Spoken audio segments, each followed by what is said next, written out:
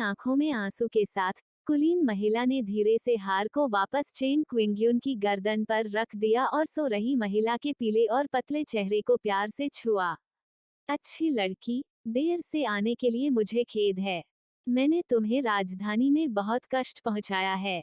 भविष्य में मिंग परिवार की सुरक्षा में कोई भी आपको छू नहीं सकता। मैं स्वर्ग में अपनी बहन की ओर से आपकी अच्छी देखभाल करूंगा, ताकि आपको फिर से धमकाया न जाए। देर रात तक बारिश नहीं रुकी। यह विशेष कार राजधानी के हवाई अड्डे की ओर तेजी से बढ़ी। दूसरी तरफ गूचू को इस बात की सरल समझ थी कि चेंग क्विंगयुन ने क्या किया था। ये महिला वाकई बोल्ड थी। उसने वास्तव में डीएनए परीक्षण रिपोर्ट को संशोधित करने का साहस किया। लेकिन उसे यह स्वीकार करना पड़ा कि यह युक्ति वास्तव में उपयोगी थी। यदि ओल्ड मास्टर सॉन्ग थोड़ा पुराने जमाने का और मूर्ख होता, तो उसे मूर्ख बनाया जा सकता था। वहां सोंग चेन भी था। गूचू उन्हें वर्ष का सर्वश्रेष्ठ पुरुष पदक देना चाहता था। सॉन्ग चेन ने न केवल गु मानक्सी पर भरोसा किया, बल्कि उसने तुरंत शादी को रद्द करने की घोषणा भी कर दी। मूल उपन्यास में अंधे पुरुष नायक की तुलना में सोंग चेन का सुधार आश्चर्यजनक था। वो अब चेंग क्विंगयुन के शानदार अभिनय कौशल से अंधा नहीं हुआ था। यह जश्न मनाने लायक बात थी। इस छोटी सी समस्या का समाधान होने के बाद गूचू का ध्यान छोटे मोटू को बचाने पर लौट आया। किंडरगार्टन एक मानसिक अस्पताल हुआ करता था जो एक बड़े क्षेत्र पर कब्जा करता था। इसे मेट्रो के लिए एक स्टेशन बनाने की योजना बनाई गई थी। हालांकि इस पर मेट्रो बनाने की योजना धरी की धरी रह गई। मानसिक अस्पताल को छोड़ दिए जाने के बाद रहस्यमय बिग बॉस ने इसे किंडरगार्टन में बदल दिया। सबवे गूचू ने उसकी ठुड्डी को छुआ। उसके मन में कुछ उभरा परिवहन। उन दिनों जब गूचू अपने पिछले जीवन में ओल्डमो के साथ घूम रहा था, ओल्डमो भी गुप्त रूप से इसी तरह के लेन देन में लगा हुआ था। ओल्डमो गूचू से अलग था। हालांकि गूचू घमंडी और दबंग थी, लेकिन वह शायद ही कभी हत्या करती थी या चोरी का सामान बेचती थी। गूचू नहीं चाहती थी कि उसके हाथ खून से रंगे। जहां तक ओल्डमो की बात है, वह एक कोमल चाकू और मुस्कुराते हुए बाघ की तरह था। उसने बिना पलक झपकाए हत्या कर दी, और उसके अपराध भयानक थे। वो हमेशा एक सुंदर सज्जन और कुलीन व्यक्ति की तरह कपड़े पहनते थे। उसकी आंखें ठंडी थीं, और उसके होठों पर मुस्कान हल्की हल्की स्पष्ट थी। आप नहीं बता सकते कि यह बुरी मुस्कान थी या सच्ची। ओल्डमो बहुत अमीर था, बेहद अमीर। दोनों के बीच रिश्ता टूटने से पहले गूचू ने उत्सुकता से उससे पूछा, तुम्हारे पास कितना पैसा है? ओल्डमो केवल धीरे से मुस्कुराए और कहा, अनगिनत। ओल्डमो कई औद्योगिक व्यवसायों में शामिल थे। अवैध सामान को भूमिगत परिवहन करना भी उन तरीकों में से एक था जिससे वह पैसा कमाने में अच्छा था। ओल्डमो ने कई बुरे काम किए, लेकिन गायब होने से पहले उसने अपने सभी बुरे कामों के लिए गूचू को दोषी ठहराया। उसने कुछ किया भी नहीं। इससे पहले कि गूचू प्रतिक्रिया दे पाती, उसने पाया कि दुनिया के सभी देशों ने उसका शिकार करना शुरू कर दिया है। उन्होंने चेंसी नाम के अफवाह फैलाने वाले अभियोजक को भी सचेत कर दिया था। गूचू के पास भागने के अलावा कोई विकल्प नहीं था। जैसे ही वह भागी, उसने ओल्डमो के ठिकाने की तलाश की। अतीत को पीछे मुड़कर देखना असहनीय था। गूचू ने अपना सिर हिलाया और उन अप्रिय यादों को त्याग दिया। उसने इस जगह को देखा जिसका नाम किंडरगार्टन था, और उसे संदेह हुआ कि कोई कुछ अवैध काम कर रहा है। राजधानी में जिन लोगों को चेंग क्यूई ने भेजा था, वे भी इस किंडरगार्टन की जांच कर रहे थे। युवा मास्टर, उनका सहायक, ओल्ड चेंग अंदर आया। मुझे आपको कुछ बताना है। चेंग क्यूई ने आलस से दस्तावेजों को पलटा। बोलना। बूढ़े चेंग ने अपना सिर खुजाया और बहुत हैरान हुआ। युवा मास्टर, आपके निर्देशों के अनुसार हम मिस चेंग क्विंग्युन को इलाज के लिए अस्पताल ले जाने गए। लेकिन अजीब बात यह थी कि संयुक्त राज्य अमेरिका की एक कुलीन महिला आई और उसे पहले ही ले गई। चेंग क्यूई ने दस्तावेज को अपने हाथ में रख लिया और अपनी दाहिनी भौं ऊपर उठाई। यह कौन है? युवा मास्टर के सबसे सक्षम सहायक के रूप में ओल्ड चेंग ने हर चीज का ख्याल रखा। जब उसे पता चला कि चेंग क्विंगयुन को ले जाया गया था, तो वह बस महिला की पहचान और पृष्ठभूमि की जांच कर सकता था, इसे एक किताब में व्यवस्थित कर सकता था और चेंग क्यूई को दे सकता था। चेंग क्यूई ने जानकारी पलटी और उसे एक नज़र में पढ़ लिया। लगभग 40 साल की इस महिला का नाम मिंग डोंगमेई था। वह दक्षिणी संयुक्त राज्य समाचार पत्र उद्योग में मिंग परिवार की सबसे बड़ी बेटी और समाचार पत्र उद्योग समूह की उपाध्यक्ष थीं। वह अपने जीवन में चेंग क्विंगयुन से कभी नहीं मिली थी, लेकिन हाल ही में वह अचानक एक विशेष विमान से देश वापस आ गई और व्यक्तिगत रूप से चेंग क्विंगयुन को ले आई। यह काफी अजीब था। युवा मास्टर, क्या हम अभी भी मिस चेंग को लेने जा रहे हैं? सहायक ओल्ड चेंग ने अपने हाथ रगड़े, फिर भी कुछ हद तक आशावान। ओल्ड चेंग चेंग क्यूई का सहायक और गृह स्वामी था, और उसने चेंग क्यूई को बड़े होते देखा था। कुछ साल पहले चेंग क्यूई को इन घृणित कमीनों द्वारा बहुत परेशान किया गया था, लेकिन पुराने मास्टर ने इस पर ध्यान नहीं दिया। बूढ़े चेंग को अपने दिल में दर्द महसूस हुआ और उसके आंसू बह निकले। सौभाग्य से इतने समय के बाद युवा मास्टर आखिरकार उठ खड़ा हुआ। उसने उन सभी कमीनों को रौंद डाला था जो उस समय उसे परेशान करते थे। चेंग क्विंगयुन ने एक बार चेंग क्यूई को धमकाया था, युवा मास्टर के आहार में जहर डालने के लिए एक नौकरानी को रिश्वत दी थी और युवा मास्टर को लगभग मार डाला था। बूढ़े चेंग ने इस ऋण की गणना अपने दिल में स्पष्ट रूप से की थी। समय समय पर ओल्ड चेंग विशेष वार्ड की सफाई के लिए किसी को बुलाता था, इलाज के लिए चेंग क्विंगयुन को भेजने का इंतजार करता था, लेकिन अंत में चेंग क्विंगयुन भाग गया। कितना क्रुद्ध करने वाला। कोई जल्दी नहीं है, चेंग क्यूई ने बेहोश होकर कहा। उसे देर सबेर अस्पताल में भर्ती कराया जाएगा। तो क्या हुआ अगर वह अमेरिका भाग गई? तो क्या हुआ अगर उसे मिंग परिवार का संरक्षण प्राप्त था?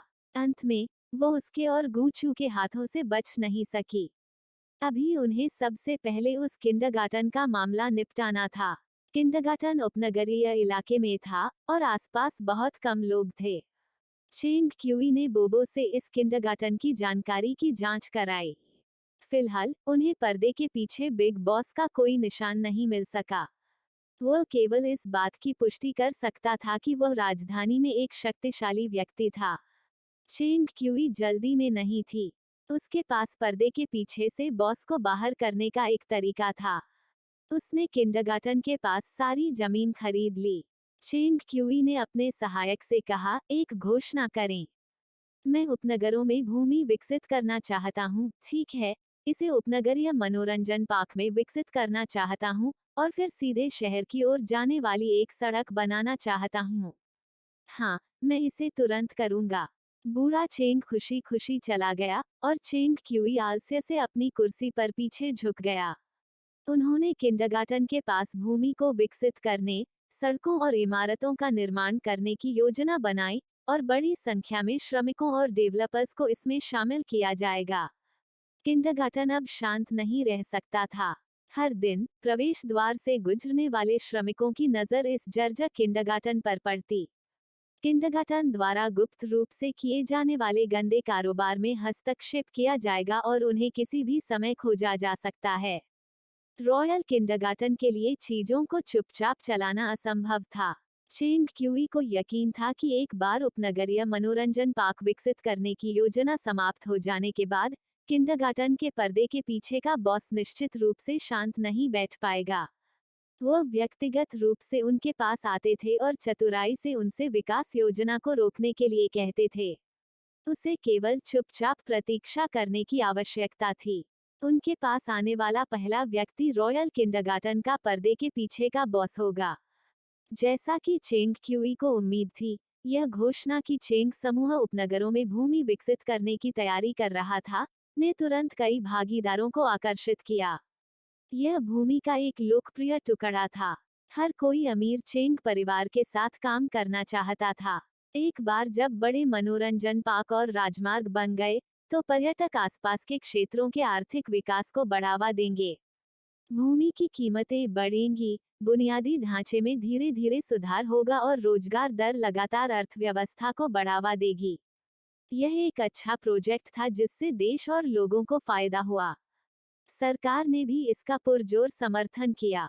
चेंग क्यूई की कंपनी को परियोजना आमंत्रणों की एक अंतहीन धारा भेजी गई थी। गुचू ने भी इस परियोजना पर ध्यान दिया। गुचू कितना स्मार्ट था। उसने तुरंत चेंग क्यूई के विचारों को समझ लिया और आहें भरने के अलावा कुछ नहीं कर सकी। चेंग क्यूई अभी 18 साल का भी नहीं था, लेकिन वह पहले से ही बहुत सुंदर था। अगले 10 वर्षों में क्या राजधानी उसकी दुनिया नहीं होगी। 3 दिन बाद चेंग क्यूई ने अभी अभी खरीदी गई पेस्ट्री को कार में रखा और गुचू की तलाश करने के लिए तैयार हो गया। कार को जल्द ही एक परिचित व्यक्ति ने रोका। चेंग कायुवान ने मुस्कुराते हुए पूछा, ब्रैट, क्या आप वास्तव में उपनगरों में जमीन के उस टुकड़े को विकसित करने की योजना बना रहे हैं? यह अप्रत्याशित था, लेकिन चेंग क्यूई भी आश्चर्यचकित नहीं था। चेंग क्यूई ड्राइवर की सीट पर बैठ गया और उसने कार का दरवाजा नहीं खोला। उसने चेंग कायुवान को झुकने दिया और कार के बाहर उससे बात करने दी। चेंग कायुवान ने अपने बेटे के रवैये की परवाह नहीं की और अपना मुस्कुराता हुआ चेहरा बनाए रखा। उसने एक लंबी आह भरी। हे भगवान, तुम हमारे चेंग परिवार को बहुत अच्छी तरह से प्रबंधित कर रहे हो। सतह पर हमारा व्यवसाय पूरी तरह से तुम्हारे नियंत्रण में है। मैं तुम्हें याद दिलाना चाहता हूं कि हमारा चेंग परिवार न केवल सतह पर व्यापार कर रहा है, बल्कि अंधेरे में भी व्यापार कर रहा है। जैसे ही उसने ऐसा कहा, चेंग कायुवान ने चेंग क्यूई को आंख मारी। वह लगभग 2 वर्षों से इस नई दुनिया में था, इसलिए निश्चित रूप से चेंग क्यूई को पता था कि चेंग परिवार सरल नहीं था। वे कई चीजों में शामिल थे। विश्वास नहीं हो रहा कि यह वास्तव में आप हैं। चेंग क्यूई ने स्टीयरिंग व्हील को एक हाथ से पकड़ा और उसे यह अजीब लगा। चेंग कायुवान ने मूर्ख होने का नाटक किया और मुस्कुराते हुए कहा, मैं क्या हूँ? आप कुछ समझ नहीं रहे हैं। चेंग क्यूई ने कहा, रॉयल किंडरगार्टन के पर्दे के पीछे के बॉस आप हैं। चेंग कायुवान ने कंधे उचकाए, न तो इनकार किया और न ही इसे स्वीकार किया। पूरी राजधानी में वास्तव में केवल कुछ ही लोग थे जो किंडरगार्टन स्थापित कर सकते थे और बिना खोजे भूमिगत काले उद्योग श्रृंखला का संचालन कर सकते थे। चेंग कायुवान स्वाभाविक रूप से चेंग क्यूई के संदिग्धों की सूची में था। अब जब चेंग कायुवान इसे बर्दाश्त नहीं कर सका और आखिरकार उसके दरवाजे पर दस्तक दी, चेंग क्यूई को अचानक समझ में आया कि इसका क्या मतलब था जब उसके पिता ने कहा कि वह सेवानिवृत्त नहीं हुआ था। चेंग कायुवान ने पारिवारिक व्यवसाय चेंग क्यूई को सौंपने के बाद वह पीछे हटना शुरू कर दिया। वो हर जगह लड़कियों का शिकार करता था और लड़कियों को लेने के लिए विदेश भी जाता था। यह केवल सतही तौर पर था। वास्तव में चेंग कायुवान गुप्त रूप से संचालित होने वाले व्यवसाय के लिए अक्सर विदेश यात्रा करता था। रॉयल किंडरगार्टन के अंतर्गत तस्करी की एक बड़ी श्रृंखला थी। हर दिन उपनगरों में परित्यक्त भूमिगत मेट्रो लाइन के माध्यम से सामान आने, पैक करने और तट और हवाई अड्डे पर भेजे जाने का एक अंतहीन सिलसिला था। फिर उन्हें ऊंची कीमत पर बेचने के लिए विदेश भेजा गया। हर दिन खूब मुनाफा होता था। हालांकि चेंग क्यूई की मनोरंजन पार्क विकास योजना ने किंडरगार्टन की शांति को पूरी तरह से तोड़ दिया। हर दिन एक परियोजना मूल्यांकन टीम जांच के लिए साइट पर आएगी। कई लोगों ने जीर्ण शीर्ण किंडरगार्टन और कभी-कभी भूमिगत से आने वाले शोर को देखा। पिताजी की बात सुनो, बचकानी मनोरंजन पार्कों में मत खेलो। चेंग कायुवान ने ईमानदारी से सलाह दी, मनोरंजन पार्क से मुनाफा कमाने में आपको बहुत समय लगेगा, इसलिए इसे छोड़ देना ही बेहतर है। चेंग कायुवान चेंग क्यूई के विचारों को समझ नहीं सका, भले ही ये उनका अपना बेटा ही क्यों न हो। चेंग क्यूई ने कहा, क्या होगा अगर मैं इस परियोजना को जारी रखना चाहूं? चेंग कायुवान की आंखों की मुस्कान इंच दर इंच ठंडी होती गई। उसने अपनी आंखें सिकोड़ ली और गंभीरता से इस अवज्ञाकारी लेकिन बेहद चतुर बेटे को आकार दिया। चेंग कायुवान ने कहा, क्यूई, तुम्हें पता है कि तुम अकेली संतान नहीं हो, ठीक है? चेंग क्यूई ने उत्तर दिया, तो आपको यह भी पता होना चाहिए कि मैंने अस्पताल में आपके लिए विशेष रूप से एक वार्ड आरक्षित किया है। दोनों के बीच तनाव बढ़ गया। चेंग कयुवान की हथेली की नसें जो कार के दरवाजे से टकराई थीं, बाहर निकल आईं और उसकी आंखें धुंधली हो गईं। भूमिगत गैराज में रोशनी चकाचौंध थी और सफेद रोशनी चेंग क्यूई के काले बालों पर पड़ रही थी, जो उसकी ठंडी और सुंदर प्रोफाइल को रेखांकित कर रही थी। उसकी पलकों के नीचे ठंडी छाया की एक परत ने उसे ढंक लिया। चेंग क्यूई ने बेहोश होकर कहा, अगर मैं तुम होते तो मैं अभी देश छोड़कर भाग जाता। चेंग कयुवान का पुराना चेहरा लगभग खुल गया। उसने चेंग क्यूई में अपनी परछाई देखी। चेंग क्यूई ने चेंग परिवार को साफ करने की योजना बनाई। भले ही वह उसका अपना पिता ही क्यों न हो, वह इसे जाने नहीं देगा। चेंग क्यूई ने गैस पर कदम रखा और गराज छोड़ दिया। मुझे अवज्ञाकारी बच्चे पसंद नहीं हैं। चेंग कयुवान के थोड़े वृद्ध चेहरे पर कार की रोशनी चमक रही थी। चेंग कयुवान ने बुदबुदाया, केवल 16 साल की उम्र। हमारे चेंग परिवार ने वास्तव में ऐसी भयानक आकृति बनाई है। चेंग कयुवान के चेहरे पर खुशी और दुख दोनों के भाव झलक रहे थे। वह अपने सहायक को कॉल करने के लिए अपना फोन निकालने से पहले कुछ मिनट तक वहीं रुका रहा। उसका जैविक पुत्र अपने पिता को भी नहीं बख्शते हुए उस पर हाथ डालने वाला था। भागने के लिए उसे अभी भी हवाई जहाज का टिकट तैयार करना था। चेंग क्यूई ने चेंग कायुवान को एक तरफ फेंक दिया और गूचू को खोजने चला गया। भाई चेंग क्यूई। गूचू ने व्यक्तिगत रूप से चेंग क्यूई के लिए दरवाजा खोली और खुशी से एक प्यारी सी मुस्कान दिखाई।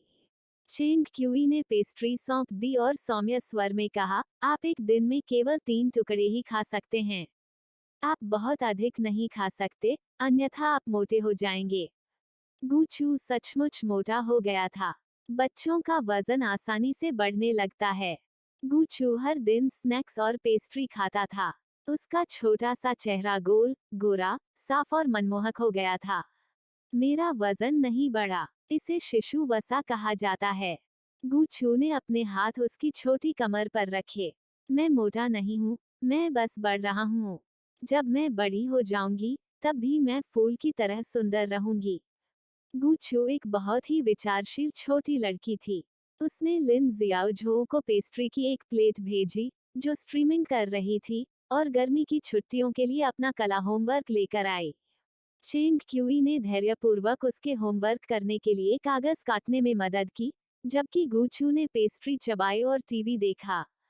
चेंग क्यूई ने पेपर काटते समय उसे याद दिलाया, छुछू, तुम्हारा दोस्त ये सचिन जल्द ही घर आएगा। गूचू ने पलकें झपकाईं और आश्चर्यचकित होने का नाटक किया। सचमुच, भाई चेंग क्यूई, आप बहुत अद्भुत हैं।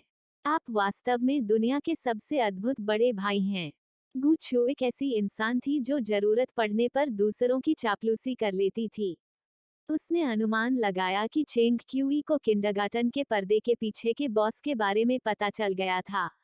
यह एक बड़ी उपलब्धि थी और यह उनकी प्रशंसा के योग्य थी। चेंग क्यूई के होठों के कोने मुड़े हुए थे। अधिकतम 10 दिन से अधिक नहीं। गूचू ने खुशी से ताली बजाई। यह बहुत अच्छा है। गूचू ने मन ही मन गुप्त रूप से उसकी प्रशंसा की। यह छोटा बच्चा काफी सक्षम था और उसने उसकी बहुत मदद की थी। यदि चेंग क्यूई ने अपने पैसे का उपयोग नहीं किया होता, तो गूचू व्यक्तिगत रूप से इसकी जांच करने के लिए किंडरगार्टन के भूमिगत हिस्से में घुस गया होता। यह काफी जोखिम भरा था। चेंग क्यूई मामलों को संभालने में तेज और निर्णायक थी। उन्होंने रॉयल किंडरगार्टन की स्थिति की सूचना सीधे पुलिस को दी। उन्होंने दावा किया कि उपनगरों में मनोरंजन पार्क की मूल्यांकन प्रक्रिया के दौरान उन्होंने पाया कि पास का किंडरगार्टन थोड़ा अजीब था। चूंकि सरकार ने इस मनोरंजन पार्क विकास परियोजना को बहुत महत्व दिया, पुलिस ने चेंग क्यूई द्वारा प्रस्तुत रिपोर्ट को बहुत महत्व दिया। जब उन्होंने जांच की तो हैरान रह गए। यह किंडरगार्टन वास्तव में इतना सरल नहीं था। यह वास्तव में प्रसिद्ध पेंटिंग और प्राचीन वस्तुओं को चुराने वाले गिरोह से संबंधित था। मामले ने तुरंत अंतर्राष्ट्रीय ध्यान आकर्षित किया और किंडरगार्टन के भूमिगत स्थानों को साफ करने का मिशन तुरंत शुरू किया गया। 10 दिन बाद, गूचू झाओ यान और लिन जियाओझो के साथ डिनर कर रहा था। एलसीडी टीवी विस्फोटक समाचारों के साथ घूम रहा था। वर्षों से चोरी छुपे कलाकृतियों और प्राचीन वस्तुओं की तस्करी करने वाला गिरोह आखिरकार गिरफ्तार कर लिया गया। उन्होंने भूमिगत औद्योगिक श्रृंखला की भी खोज की जो किंडरगार्टन के रूप में प्रच्छन्न थी। उन्होंने कई गरीब किंडरगार्टन बच्चों को बचाया। राजधानी के कई प्रभावशाली परिवारों को फंसाया गया। इस मामले ने चीन और विदेशों दोनों को चौंका दिया। इसमें शामिल राशि 10 अरब से अधिक थी और अनगिनत चोरी हुए सांस्कृतिक अवशेष और खजाने एक एक करके सामने आए। एक बार जब बचाए गए 10 दुबले पतले बच्चों की छवि जारी की गई, तो उनके चेहरे पीले और क्षीण थे और उनके शरीर पर चोट के निशान थे। इससे अनगिनत नेटिजन्स क्रोधित हो गए। वास्तव में एक विक्षिप्त संगठन ने दयनीय बच्चों पर हमला किया। कितने मासूम थे बच्चे, ये घृणित कमीने। लिन जियाओझो ने अपनी चॉपस्टिक काट ली और क्रोधित हो गया। वह इतना क्रोधित था कि उसके सिर के छोटे छोटे बाल फट गए। उन्होंने बच्चों को भी नहीं छोड़ा। वे मौत की सजा से कहीं ज्यादा के हकदार हैं। झाओ यान ने सोया सॉस के साथ चिकन विंग्स का एक टुकड़ा उठाया और लिन जियाओझो के कटोरे में डाल दिया। गू चू ने टेलीविजन पर नजर डाली और उस छोटे फैटी को देखा जिसे बचाया गया था। छोटे फैटी को उसके माता पिता की गोद में रखा गया था। वह खोया हुआ लग रहा था, जैसे वह किसी को ढूंढ रहा हो। उस मोटे लड़के की मां फूट फूट कर रो रही थी और उसके पिता की आंखें लाल थीं।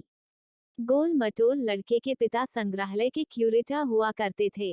अपने पेशे की विशिष्टता के कारण उन्हें सांस्कृतिक अवशेष चुराने वाले लोगों के समूह ने निशाना बनाया और उन्हें उनमें से एक बनने के लिए मजबूर किया गया।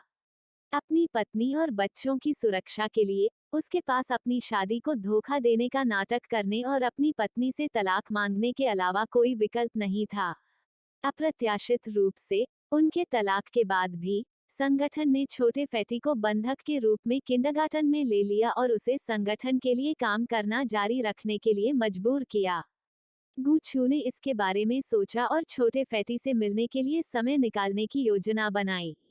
नरक से गुजरने के बाद ये सिचेन के शरीर और दिमाग को एक बड़ा झटका लगा और यह उनके बचपन में एक मनोवैज्ञानिक आघात छोड़ने की संभावना थी।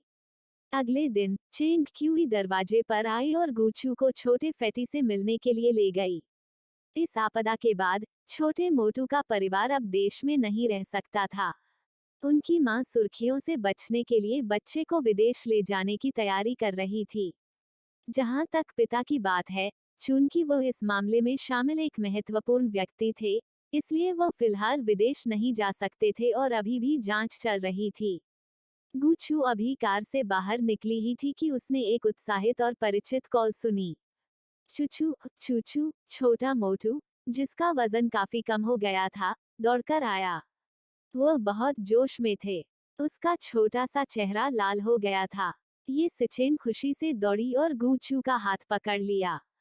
चूचू, मुझे पता है कि तुम्हें मुझे बचाने के लिए कोई मिल गया होगा।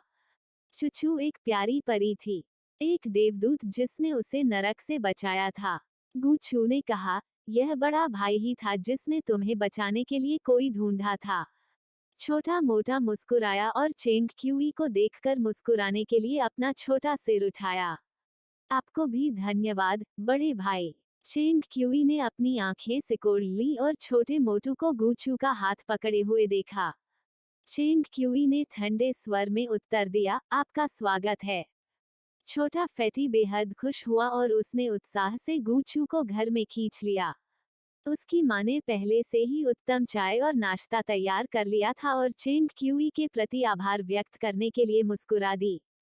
यदि यह तथ्य नहीं होता कि मनोरंजन पार्क के विकास के दौरान युवा मास्टर चेंग क्यूई को किंडरगार्टन के बारे में कुछ अजीब पता चला, तो यह चौंकाने वाला मामला सामने नहीं आया होता। वहीं मोटे लड़के की मां भी अपने पति के श्रमसाध्य प्रयासों को समझती थी।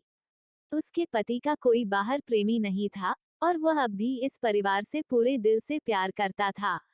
उन्होंने अपनी पत्नी और बच्चों की सुरक्षा के लिए तलाक का प्रस्ताव रखा। असहाय होकर उस संगठन द्वारा उसे अपने परिवार के सदस्यों के जीवन का उपयोग करने के लिए मजबूर किया गया था और उसकी इच्छा के विरुद्ध कुछ करने के अलावा उसके पास कोई विकल्प नहीं था।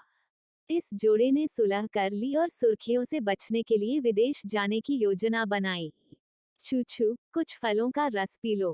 गोल मटोल लड़के ने ध्यान से गूचू के लिए फलों के रस का एक पूरा गिलास डाला और गूचू को किंडरगार्टन में अपने कठिन दिनों के बारे में बताया।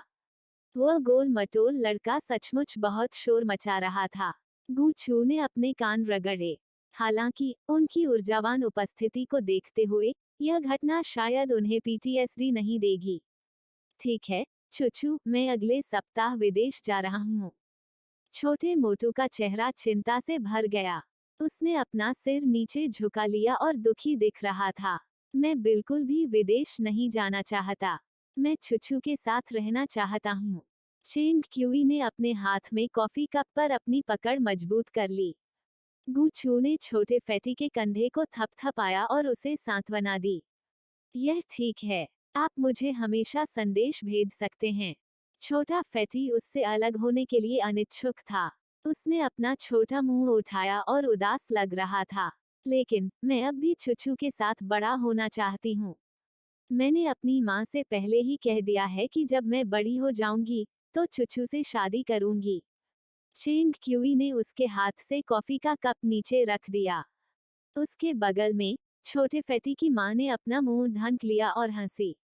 उसने सोचा कि बच्चा बिना किसी डर के बोल रहा है, इसलिए उसने भी मजाक किया। फिर चूचू, जब तुम बड़े हो जाओगे तो क्या तुम चाची की बहू बनना चाहोगी?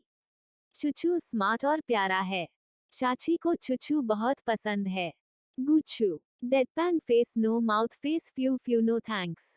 छोटे मोटू ने अनिच्छा से कहा, चूचू, तुम्हें मुझे याद रखना होगा। कृपया कृपया कृपया कृपया मुझे मत भूलना। जैसे ही उसने ऐसा कहा, छोटे मोटे ने सूंघ लिया, उसका गला भर आया और उसने कहा, जब मैं बड़ा हो जाऊंगा तो मैं निश्चित रूप से बहुत अमीर और शक्तिशाली बन जाऊंगा। मैं चूचू की रक्षा कर सकता हूँ। मैं अपने माता पिता की रक्षा कर सकता हूँ। चेंग क्यूई ने चुपके से अपने दांत पीस लिए। गूचू ने बच्चे की बातों को दिल पर नहीं लिया। वह अभी बच्चा था, इसलिए उसकी याददाश्त सीमित थी। इस छोटे से फैटी को देखकर लग रहा था कि वजन कम करने के बाद वह काफी सुंदर लग रहा था। जब वह बड़ा होगा तो संभवतः उसके बहुत सारे अनुयायी होंगे और वह सब कुछ भूल जाएगा जो उसने अभी अभी कहा था। आपको कामयाबी मिले, गूचू ने छोटे फैटी को प्रोत्साहित किया। चेंग क्यूई खड़ा हुआ और अपनी घड़ी की ओर देखा। मैडम, मुझे अभी भी कंपनी में कुछ काम निपटाने हैं। मैं पहले चूचू को वापस लेकर जाऊंगा।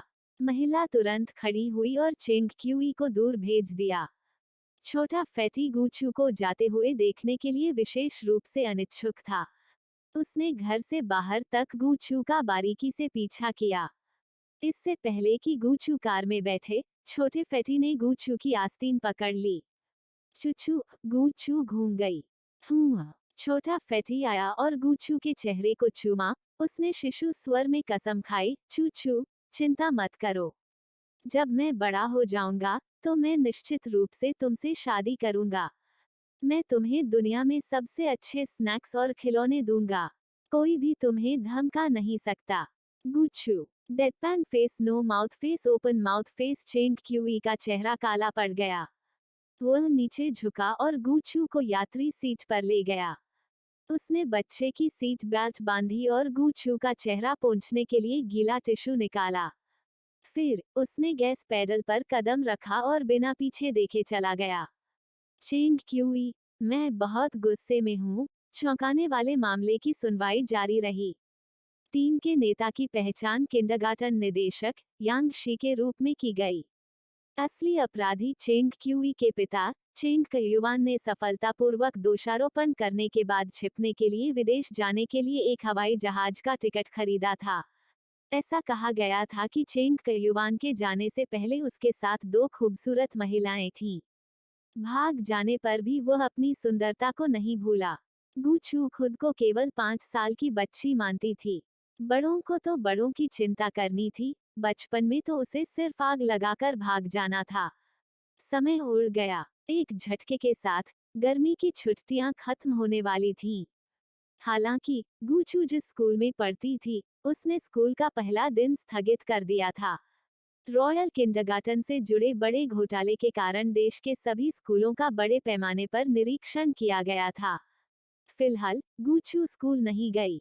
दिन के दौरान उसने पछतावा होने का नाटक किया और आधी रात में अपने बिस्तर पर चुपचाप हंसती रही। हाल ही में एक बड़ा मामला था जिसके बारे में सोन चेन, गु मानक्सी और झाओ यान सभी चिंतित थे। उनका छोटा बच्चा गूचू 6 साल की होने वाली थी। दादाजी सोंग ने व्यक्तिगत रूप से अपनी बहुमूल्य परपोती के लिए एक जीवंत जन्मदिन की पार्टी आयोजित करने का निर्णय लिया।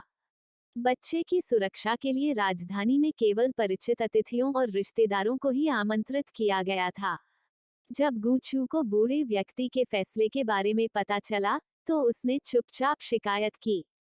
मैं अपना जन्मदिन बिल्कुल भी नहीं मनाना चाहती। बच्चों के लिए अपना जन्मदिन मनाने का मतलब था कि उन्हें गुलाबी राजकुमारी पोशाक पहनने, बदसूरत और चमकदार राजकुमारी मुकुट पहनने, मोमबत्तियां बुझाने और अपने आसपास के वयस्कों के समूह के साथ जन्मदिन मुबारक गीत गाने के लिए मजबूर किया जाएगा। उस दृश्य के बारे में सोचते हुए गूचू बस छिपने के लिए एक छेद ढूंढना चाहती थी। मैं भव्य और शक्तिशाली एस ऑफ हार्ट्स हूँ, मुझे इस तरह से कपड़े पहनने की क्या जरूरत है। हालांकि बच्चों को आपत्ति करने का कोई अधिकार नहीं था। सोंग चेन के नेतृत्व में जन्मदिन की पार्टी की तैयारियां जोरों पर थीं। गु मानक्सी अभिनीत फिल्म the return of spring breeze पर अस्थायी रूप से पर्दा डाला गया था। स्टूडियो में सारे सीन शूट हो चुके थे। इसके बाद प्रोडक्शन टीम फिल्म के लिए विदेशी स्थानों पर जाने वाली थी। स्टूडियो के बाहर फिल्मांकन से पहले गु मानक्सी के पास अपने जन्मदिन पर गूचू के साथ बिताने के लिए एक दुर्लभ खाली समय था। जल्द ही यह गूचू का जन्मदिन था। 6 वर्षीय जन्मदिन की पार्टी दादाजी सोंग की बड़ी जागीर में आयोजित की गई थी। सोंग चेन अपनी पत्नी और बच्चे को जल्दी ही जागीर में ले आया था। दादाजी सोंग ने विशेष रूप से किसी को गूचू के लिए एक राजकुमारी कक्ष तैयार करने के लिए भी कहा था। गूचू ने धक्का देकर दरवाजा खोला और कमरे में चमचमाती सजावट देखकर लगभग शॉक हो गई। उसने लगभग यही सोचा कि वो डिज्नीलैंड में है। दीवार पर डिज्नी राजकुमारियों का एक सुंदर पोस्टर था। फर्श खूबसूरत हल्के गुलाबी रंग का था। बिस्तर के पर्दे स्नो वाइट के समान ही थे। डेस्क, कंप्यूटर, अलमारी, कपड़े सभी परियों से सजाए गए थे और सुंदर और बचकाने थे। गूचू ने दरवाजे पर पंजा मारा, दादाजी धन्यवाद, लेकिन मुझे सचमुच इस तरह का परी राजकुमारी कक्ष पसंद नहीं है। वयस्क ऐसा क्यों सोचते हैं कि छोटी लड़कियों को गुलाबी रंग पहनना चाहिए और उनके कमरे गुलाबी होने चाहिए। चूचू, दरवाजे की ओर मत देखो। गु मानक्सी ने बच्चे को कमरे में बुलाया। आज चूचू 1 और साल बड़ा हो गया है। अंकल सोंग ने विदेश से जन्मदिन की पोशाक कस्टम निर्मित की है। माँ इसे पहनने में आपकी मदद करेगी। गूचू ने गु मानक्सी के हाथ में हल्के गुलाबी रंग की लंबी पोशाक को देखा। हल्के गुलाबी रंग की फूली हुई पोशाक को हेम पर गुलाबी तितलियों से सजाया गया था। ड्रेस के सामने एक बड़ा सा धनुष था। गु चुचू ने अपना चेहरा ढक लिया। यह बच्ची, क्या वह शर्मीली है? गु मानक्सी ने अपना सिर हिलाया। उसने गु चुचू को, जो देखने में ऐसा लग रहा था कि उसके पास रहने के लिए कुछ भी नहीं है, घर में खींच लिया और व्यक्तिगत रूप से गु चुचू को उसके कपड़े बदलने में मदद की। अतीत में जब आपका जन्मदिन होता था, तो आपके साथ केवल माँ होती थी। अब चुचू का जन्मदिन मनाने के लिए बहुत सारे लोग आ रहे हैं। क्या आप खुश हैं? गुच्चू, उसके पूरे चेहरे पर खुशी लिखी हुई थी। उसने एक गुलाबी राजकुमारी पोशाक, एक क्रिस्टल मुकुट और चमकदार चमड़े के जूते पहने, फिर क्रिस्टल इंद्रधनुष के साथ बड़े दर्पण पर अपने प्रतिबिंब को देखा। गुच्चू ने बिना किसी भाव के दर्पण में चमकती छोटी लड़की को देखा और उसके चेहरे पर मुस्कान आ गई। हाँ, मैं एक डिज्नी राजकुमारी हूँ। जन्मदिन की पार्टी रात में आयोजित की गई थी और आमंत्रित अधिकांश मेहमान गूचू के परिचित थे। लू शानहे के दल के अभिनेता और निर्माता थे, जिनमें जियांग चेंग, झांग क्यूई और ये कियान कियान शामिल थे। वहां सोंग समूह के कुछ वरिष्ठ अधिकारी और सोंग परिवार के चाचा और बुजुर्ग भी थे। चेंग क्यूई बोबो को मौज मस्ती में शामिल करने के लिए ले आया। झाओ यान, लिन जियाओझो और डॉक्टर फैंग झिंग, जिन्हें उन्होंने लंबे समय से नहीं देखा था, स्वाभाविक रूप से अनुपस्थित नहीं थे।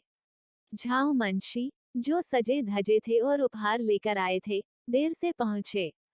जैसे ही वह पहुंची, वो गु मानक्सी का हालचाल पूछने के लिए उसके पास आई। वहां 20 से ज्यादा लोग मौजूद थे।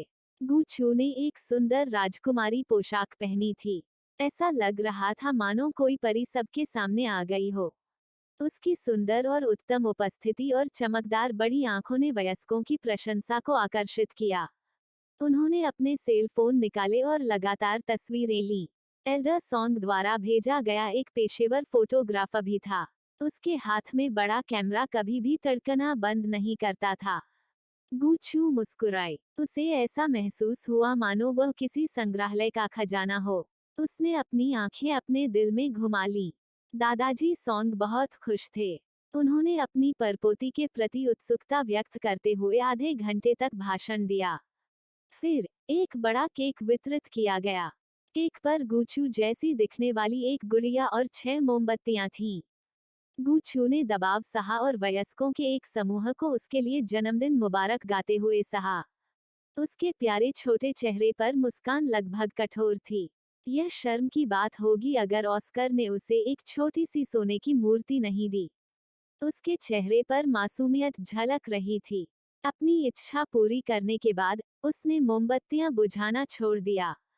थप्पड़ों की तेज आवाज के बीच जन्मदिन की पार्टी आखिरकार आधी हो गई।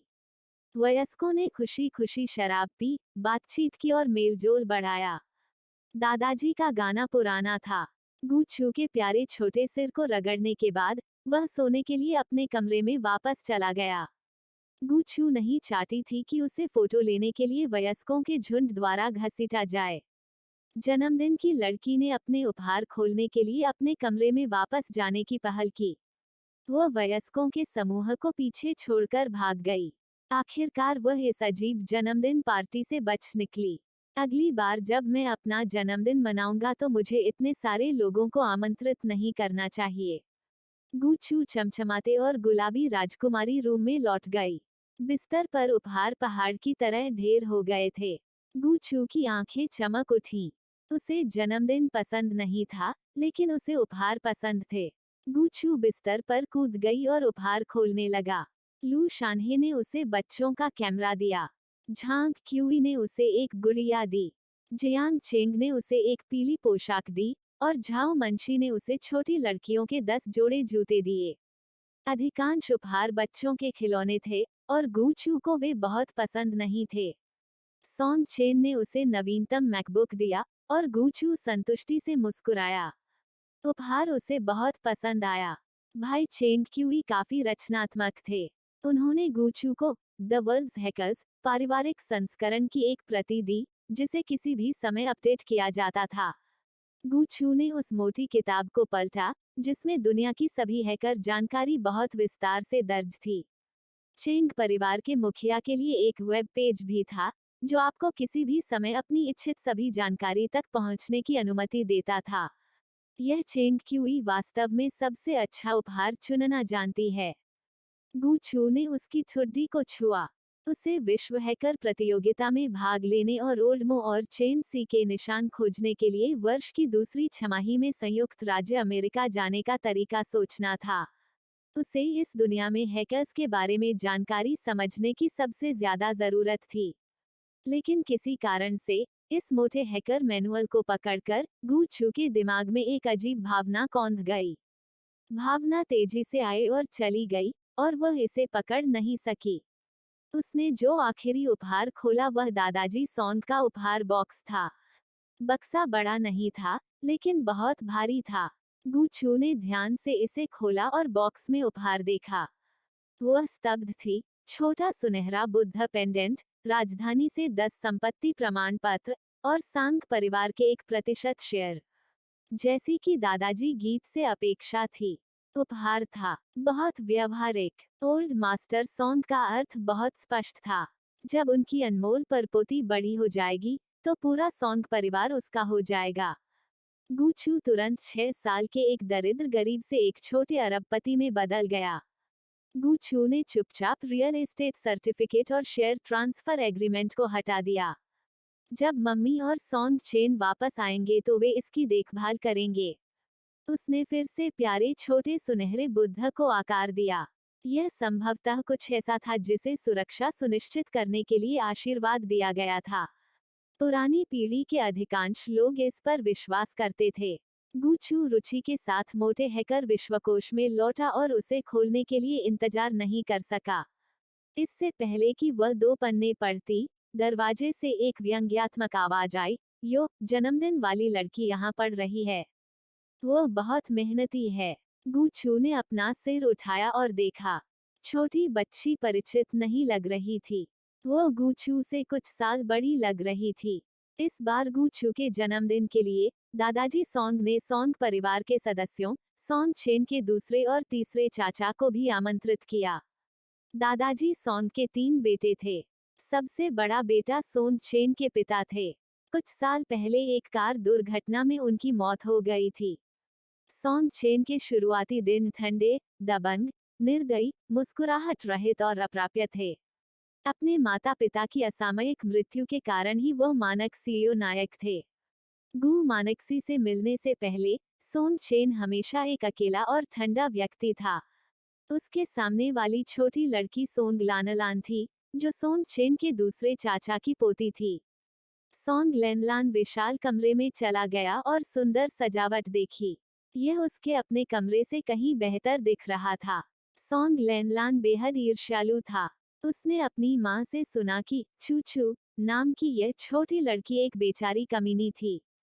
यह महज एक संयोग था कि वह सोन चेन की बेटी बनी।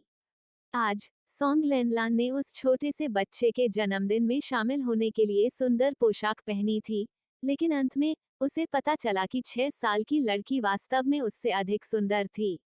उसका दिल दुख गया। मैं तुमसे बड़ी हूँ। तुम्हें मुझे बहन कहना चाहिए। क्या तुम्हारी माँ ने तुम्हें शिष्टाचार नहीं सिखाया? सोंग लेनलान अपना सिर ऊंचा करके गूचू के छोटे से गुलाबी कमरे में चली गई। सोंग परिवार राजधानी का एक प्रसिद्ध परिवार था। सोंग परिवार की सभी लड़कियां सुशिक्षित और विनम्र थीं। सोंग लेनलान ने गूचू जितना असभ्य कभी नहीं देखा था। मैं तुमसे बड़ी हूँ, इसलिए तुम्हें मुझे बहन कहना चाहिए।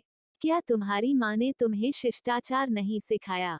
सोंग लेनलान अपना सिर ऊंचा करके गूचू के छोटे से गुलाबी कमरे में चली गई।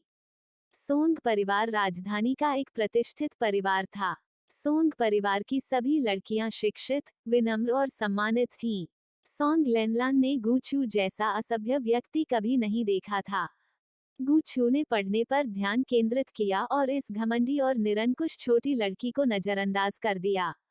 ऐसा ही हुआ कि सोंग लेनलान खराब हो गई। गूचू के प्रकट होने से पहले सोंग लेनलान हमेशा ओल्ड मास्टर सोंग की पसंदीदा छोटी लड़की थी। अब जब गूचू सामने आई, तो ओल्ड मास्टर सोंग की नजर केवल गूचू पर थी। इससे सोंग लेनलान को गुस्सा आ गया। एक धनी परिवार के सदस्य के रूप में सोंग लेनलान को गूचू द्वारा लाए गए खतरे का हल्का सा एहसास हुआ। वह हार मानने को तैयार नहीं थी। उसे गूचू के अहंकार को दबाना था। अरे, मैं यहाँ तुम्हारे साथ खेलने आई हूँ। तुम अभी भी पढ़ रहे हो। सोंग लेनलान ऊपर चली गई। उसने इस तथ्य का फायदा उठाया कि वह गूचू से लंबी थी और गूचू के हाथ में किताब थमा दी। पुस्तक दबी आवाज के साथ फर्श पर गिर पड़ी। गूचू ने अपनी आंखें सिकोड़ ली और छोटी लड़की की ओर खतरनाक दृष्टि से देखा। लापरवाह। गूचू की काली आंखों से सोंग लेनलान हैरान रह गया। वे इतने भयानक थे कि उन्होंने उसे जानवरों की दुनिया में जंगली भेड़ियों की याद दिला दी। उनकी शीतलता लगभग हत्या के इरादे में परिणत हो सकती है। उसने अपने भयभीत मन को शांत किया और दांत पीसते हुए कहा, तुम मुझे क्यों घूर रहे हो? गूचू ने उस किताब की ओर इशारा किया जो जमीन पर गिरी हुई थी। इसे मेरे लिए उठाओ। जब उसने यह सुना तो उसके शांत और शांत स्वर ने सोंग लेनलान को झकझोर कर रख दिया। मोटा हैकर इंसाइक्लोपीडिया जमीन पर अकेला पड़ा था। सोंग लेनलान ने खुद को संभाला और विनम्रता से जवाब दिया, क्या आपके पास हाथ नहीं है? मैं इसे आपके लिए नहीं उठा रहा हूँ। आपकी माँ ने अभी तक सोंग परिवार में शादी नहीं की है, और आप अभी भी सॉन्ग परिवार के सदस्य नहीं हैं। जैसे ही वह बोल रही थी, सॉन्ग लेनलान ने अपने गुलाबी चमड़े के जूते भी उठा लिए और जानबूझकर हैकर बुक पर जोर से पैर रख दिया। उसने गूचू को भी उत्तेजक नजर से देखा। गूचू ने हमेशा "अगर वे मुझे नाराज नहीं करते हैं तो मैं दूसरों को नाराज नहीं करूंगा" का अच्छा चरित्र बनाए रखा था। उसके सामने वाली लड़की केवल 10 साल की थी और उसका स्वभाव बहुत बिगड़ा हुआ था। जब वो बड़ी हुई तो इस बात की पूरी संभावना थी कि वह भी एक महत्वाकांक्षी और अनियंत्रित युवा महिला होगी। गूचू ने बच्चे के माता-पिता को उसे अनुशासित करने में मदद करने का फैसला किया और छोटी लड़की को एक भयानक स्मृति के साथ छोड़ने की योजना बनाई जिसे वह अपने पूरे जीवन में कभी नहीं भूलेगी। गूचू बिस्तर से कूद गया और शौचालय का उपयोग करने के लिए बाथरूम में जाने का नाटक किया। उसने जानबूझकर बिस्तर पर उपहारों का ढेर छोड़ दिया, जिनमें से सबसे अधिक ध्यान आकर्षित करने वाले 10 लाल रियल एस्टेट प्रमाण पत्र और प्यारा सा सुनहरा बुद्ध पेंडेंट था जो दादाजी सॉन्ग ने उसे दिया था। सॉन्ग लेनलान ने अवसर का लाभ उठाते हुए कमरे में चारों ओर घूम गया जबकि गूचू बाथरूम में चला गया। उसे कमरे की साज सज्जा इतनी पसंद आई कि उसने ऐसे कमरे में रहने का सपना देखा, लेकिन आखिरकार उसकी नज़र बिस्तर पर ढेर सारे उपहारों पर पड़ी। यह एक छोटा सुनहरा बुद्ध पेंडेंट था। यह दयालु चेहरे वाली एक प्यारी सी बुद्ध प्रतिमा थी। यह काफी प्यारा लग रहा था। लड़कियों को प्यारी चीजें पसंद थीं और सॉन्ग लेनलान उनमें से एक थी। उसने प्यारे छोटे सुनहरे बुद्ध को देखा और थोड़ा ललचाया। वह अस्थायी रूप से आगे बढ़ी और प्यारा सा पेंडेंट पकड़ लिया। उसने इसे अपने हाथ में पकड़ रखा था। सॉन्ग लेनलान ने यह सोचकर अपनी आंखें झपकाईं कि गूचू, वह छोटा मूर्ख, इस छोटे सुनहरे बुद्ध पर ध्यान नहीं देगा क्योंकि उसके पास बहुत सारे उपहार थे। इसके अलावा, गूचू अतीत में एक गरीब बच्चा था। वह सोंग परिवार में प्रवेश करने के योग्य नहीं थी, न ही वह राजकुमारी कक्ष और ढेर सारे उपहार पाने के योग्य थी। सॉन्ग लेनलान ने बुद्ध को अपनी जेब में रख लिया। जब वह छोटी थी तब से उसका भरण पोषण अच्छा होता था और उसके पास सोने और चांदी के आभूषणों की कोई कमी नहीं थी। गूचू के छोटे सुनहरे बुद्ध को लेने का मुख्य कारण अपना गुस्सा निकालना था। सॉन्ग लेनलान छोटे सुनहरे बुद्ध को ले गया और जल्दी से कमरे से बाहर चली गई। थोड़ी देर बाद गूचू बिना चेहरे पर कोई भाव लाए बाथरूम से बाहर आई। गूचू ने दरवाजा बंद कर दिया और सोंग चेन और अन्य लोगों की तलाश करने के लिए नीचे जागीर में चली गई। छोटी सी जागीर में हलचल मची हुई थी। हालांकि यह गूचू की जन्मदिन की पार्टी थी, यह वास्तव में वयस्कों के लिए मौज मस्ती करने का एक अच्छा समय था। गूचू दूर से भुने हुए मांस और चावल की शराब की खुशबू महसूस कर सकता था। चूचू, आओ और कुछ खाओ। युवा मास्टर चेंग क्यूई ने सबसे पहले गूचू को देखा और उसकी ओर हाथ हिलाया। गूचू दौड़कर आया और चेंग क्यूई के हाथ से कबाब ले लिया। उसने इधर उधर नजर दौड़ाई और देखा कि सॉन्ग लानलान का परिवार पहले ही जा चुका था। चूचू, क्या आपने उपहार खोलना समाप्त कर लिया? सॉन्ग चेन वहां गया और बच्चे के लिए एक कप गर्म फलों का रस तैयार किया। गूचू ने सिर हिलाया। मेरा काम हो गया। कंप्यूटर के लिए अंकल सॉन्ग, धन्यवाद। मुझे यह बहुत पसंद है। सॉन्ग चेन संतुष्टि से मुस्कुराया। उन्होंने पहले ही अपनी बेटी की पसंद को पूरी तरह से समझ लिया था। उनकी बेटी को सजना संवरना पसंद नहीं था। उसे गुड़िया देना बेकार होगा। केवल इलेक्ट्रॉनिक उपकरण ही गूचू का सच्चा प्यार थे। हालांकि दादाजी सॉन्ग ने चूचू को जो दिया वह बहुत अजीब है। गूचू ने अपनी आंखें झपकाईं और बीफ मीटबॉल का एक टुकड़ा खा लिया। दादाजी सॉन्ग बूढ़े थे और व्हीलचेयर पर थे। सॉन्ग चेन ने दादाजी को कामकाज चलाने और जन्मदिन के उपहार खरीदने में मदद की। सॉन्ग चेन ने कहा, चाचा और चूचू की माँ लाल किताबों और दस्तावेजों को रखने में मदद करेगी। चूचू जब भी चाहे वह प्यारा सा सुनहरा बुद्ध पेंडेंट पहन सकती है। गूचू ने मासूमियत से अपनी बड़ी बड़ी आंखें झपकाईं, क्या सुनहरा बुद्ध? चूचू ने इसे नहीं देखा। सॉन्ग चेन ने सोचा कि गूचू मजाक कर रहा है, इसलिए वह मुस्कुराया और कहा, यह एक छोटा सुनहरा बुद्ध है जिसे आशीर्वाद दिया गया है। दादाजी सोंग ने विशेष रूप से किसी को आशीर्वाद देने के लिए इसे लिंगिन मंदिर में भेजने का आदेश दिया था। यह आपकी रक्षा कर सकता है। यह एक छोटे लाल उपहार बॉक्स में होना चाहिए। दादाजी सोंग बूढ़े हो रहे थे, इसलिए उन्होंने देवताओं और बुद्ध से प्रार्थना करना शुरू कर दिया। वह चाहते थे कि गुचू स्वस्थ और सुरक्षित रहे, इसलिए उन्होंने उपहार के रूप में एक कस्टम निर्मित गोल्डन बुद्धा तैयार किया। छोटा सुनहरा बुद्ध उनकी देखभाल और दयालुता का प्रतीक था। गुचू ने अपना छोटा सिर झुकाया और संदेह से कहा, अंकल सोंग, मैंने वास्तव में छोटे सुनहरे बुद्ध को नहीं देखा। सोंग चेन की अभिव्यक्ति तुरंत बदल गई। सोंग चेन घूमा और व्यक्तिगत रूप से जांच करने के लिए गुचू के छोटे से कमरे में गया। रात की हवा चल रही थी। गुचू एक छोटे स्टूल पर बैठ गई और अपने दो मोटे पैर हिलाए। जब उसने चेंग क्यूई का भोजन स्वीकार किया, तो उसने देखा कि उसके पिता जांच करने गए थे। दरअसल, जब तक सोंग लेनलान ने कुछ भी चोरी नहीं किया, गुचू 10 साल के बिगड़ेल बच्चे को निशाना नहीं बनाएगा। दुर्भाग्य से, सोंग लेनलान अपने हाथों को नियंत्रित नहीं कर सकी। अपने युवा लालच की कीमत चुकाना उसकी नियति थी। चेंग क्यूई ने गुचू की ओर देखा और चुपचाप अपना सिर हिलाया।